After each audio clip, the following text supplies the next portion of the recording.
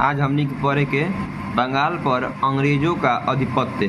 बंगाल पर अंग्रेजों का आधिपत्य मुगल साम्राज्य के अंतर्गत आने वाले प्रांतों में बंगाल सर्वाधिक संपन्न था। ठीक बा।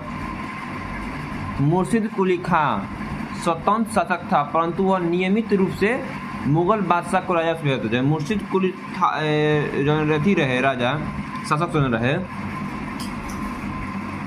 नियमित रूप से क्या करते रहे, मुगल बादशाह क्या करते रहे, कर टैक्स जन रहे भेजते रहे।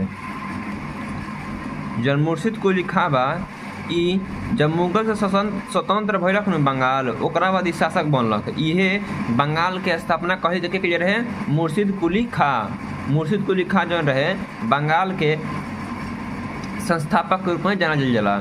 जब मुगल वजह से हटल सन, फिर भी ई जौन बाटे स्वतंत्र होकर भी ई मुगल क्या करते रहे, टैक्स देते रहे। ठीक बा। मुर्शिद कुली खां ने अपनी राजधानी कहाँ से गइलक, ढाका से मुर्शिदाबाद भागीरथी नदी के तट पर गइलक। कही के कहे रहे बंगाल के जौन राजधानी जौन बाटे उ ढाका से मुर्शिदाबाद के कहे रहे मुर्शिद कुली खां। इसने इजारेदारी प्रथा का प्रारंभ की। इजारेदारी प्रथा कही नु के प्रारंभ कर रहे मुर्शिद कुली खां। अर्थात कृषकों को तकावी ऋण, खेती के जन और जन कर्ज होते रहे ई प्रदान करते रहे कौन, मुर्शिद कुली खां। ठीक बा।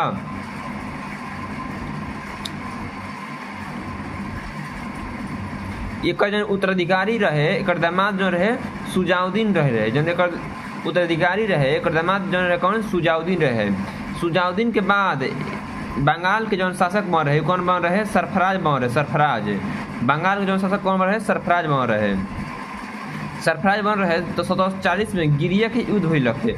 उस सरफराज और अली वर्दी खां के बीच में बनल। सरफराज के का किलक, अली वर्दी मार दिलक। मार के अली वर्दी का किलक बंगाल के नवाब बन गलक। ई जौन रहे मुगल के जौन टैक्स होते रहे वो बंद कर दिलक। मुगल के टैक्स का करलक बंद करलक।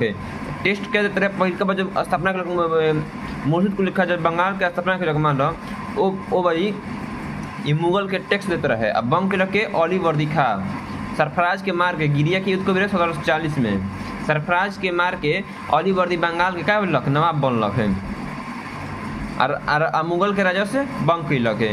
एक शासन काल में बंगाल को भारत का स्वर्ण कहा जाने लगा।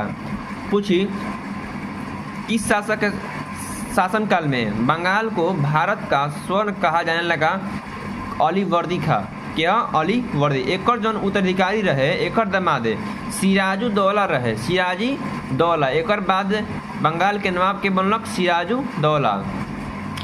20 जून 1756 को काल कोठरी की त्रासदी ई जौन घटना रहे, ई घटना में के रचयिता जौन रहन घटना जौन भई रहे ई सिराजुद्दौला के रहे।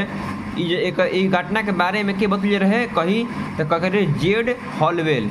ई रचयिता जौन काल कोठरी त्रासदी के घटना जौन बाटे के बतले रहे जेड हॉलवेल। अपन पुस्तक में ई घटना के लिखले रहन। काल कोठरी त्रासदी जौन बाटे एक बारे में ई बतावल गइल बा कि जौन सिराजुद्दौला जौन रहे बंगाल के नवाब वो 20 जून 1756 के रात 146 अंग्रेज के एगो छोटा सा कोठरी में क्या कर बंद किए रहे। बिहान भइला अगले दिन जौन सुबह 146 में से 23 व्यक्ति क्या कर जिंदा बाचल रहन। ये घटना के काल कोठरी की त्रासदी घटना कहल जाला। फिर प्लासी के युद्ध है 23 जून 1757 को अंग्रेज के सेनापति जौन रहे रॉबर्ट क्लाइव और बंगाल के नवाब जौन रहे सिराजुद्दौला के बीच हुई रहे। जना में एक जन सिराजुद्दौला के जौन सेनापति रहे मीर जाफर ई धोखा दे दिलक, जना से सिराजुद्दौला का भी मर गइलक।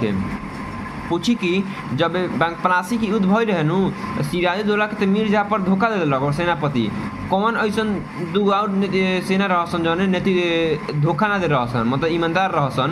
प्लासी के लड़ाई में मोहनलाल एवं मीर मदान के नेतृत्व में एक छोटी सेना नवाब के वफादार रहे, मतलब सिराजुद्दौला का रहे वफादार रहे। मीर मदान लड़ते हुए मारा गया। प्लासी भागीरथी नदी किनारे है। प्लासी कहाँ बा, भागीरथी नदी के किनारे बा। रॉबर्ट क्लाइव के हाथ के कठपुतली के रहे मीर जाफर। कहा कि तू अगर दूसरा के जरिए बनब तो कठपुतलिए कही उ जौन कही उहे बात तोहर करे के बा।